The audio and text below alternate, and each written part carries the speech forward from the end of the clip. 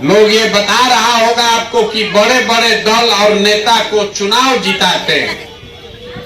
गांव देहात में आदमी कहता भैया ये कौन है? तो जैसे आपके घर में कोई बीमार पड़ता है, आप जाते हैं डॉक्टर के पास दवा कराने, डॉक्टर साहब दवा करने के लिए 500, 200, 1000 रुपया फीस लेते हैं। वैसे ही जिसको आप देश में बड़ा नेता जानते हैं, जिसको आप टीवी पर देखते हैं, सभी लोग को बुखार लगता है तो लोग हमारे पास आते हैं सलाह लेने के लिए, और सलाह देने का फीस, हमारा फीस 2-4-500 रुपया नहीं है, 2-4 करोड़, 2-4 लाख भी नहीं, 2-4 करोड़ भी नहीं। हमारा फीस है 100 करोड़ या उससे ज्यादा। इतना पैसा लेते हैं तब लोग को बताते हैं कि चुनाव कैसे जीतिएगा, लेकिन 2 बरिस पहले उस काम को हमने तब आप कहिएगा ए भैया इतना पैसा जिस काम में मिलता था, वो काम को छोड़ के गावे गावे पैदल काहे चल रहे?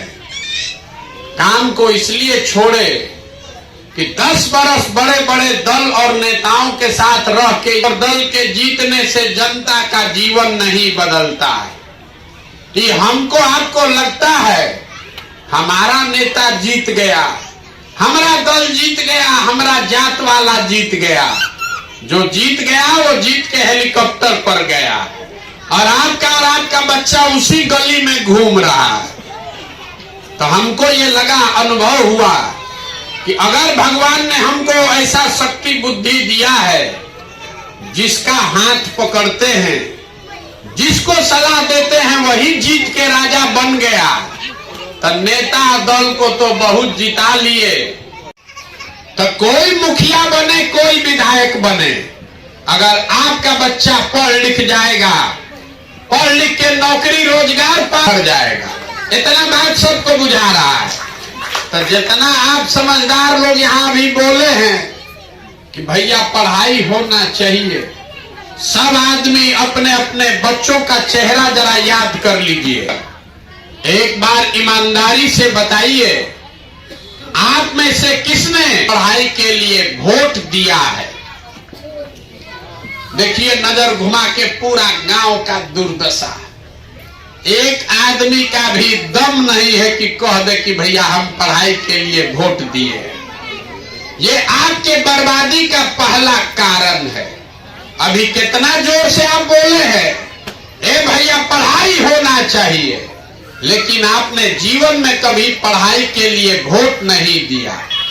जितना लोग यहाँ बैठे हैं सबको मालूम, बेचे हैं 1500 में, 1600 में, सबको बुझा रहा है कि अगर आपके धान का 2150 रुपया मिलता रोजगार के लिए, धान गेहूं के दाम के लिए वोटे नहीं देते हैं, तो वो आपको मिलेगा कैसे?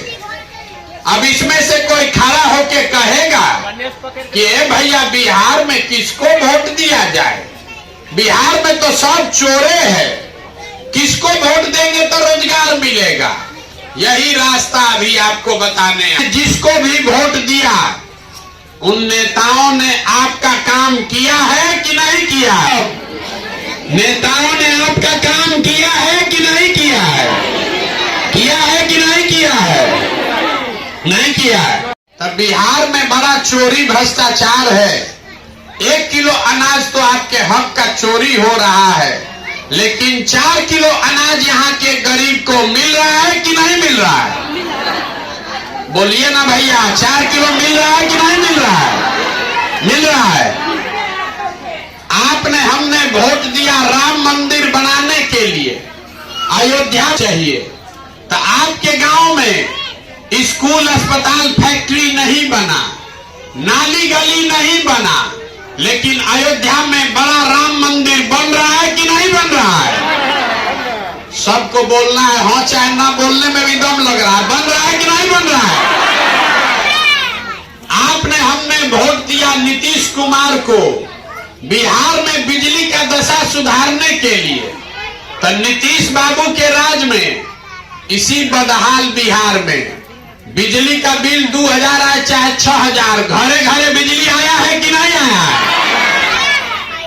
आपने हमने वोट दिया सिलेंडर के लालच में मोदी जी को, तो सिलेंडर का दाम 1000 हो चाहे 1200, सिलेंडर घरे घरे बटा है कि नहीं बटा है?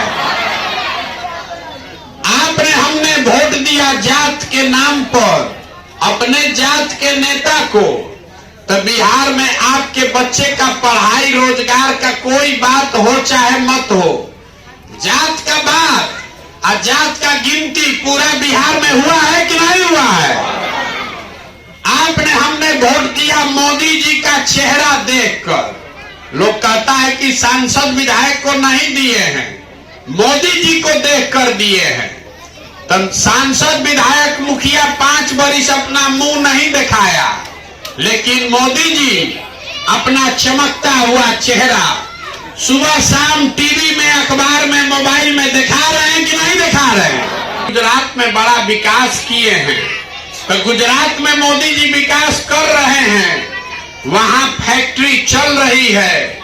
अब पूरा बिहार से बच्चा सब जाकर गुजरात में मजदूरी कर रहा है कि नहीं कर रहा है? तो कौना बात पर आप वोट दिए हैं जो आपको नहीं मिला? आप तो खुद बोले हैं अपने बच्चों के नाम पर कि भैया हम लोग पढ़ाई रोजगार के लिए जीवन में वोट नहीं दिए।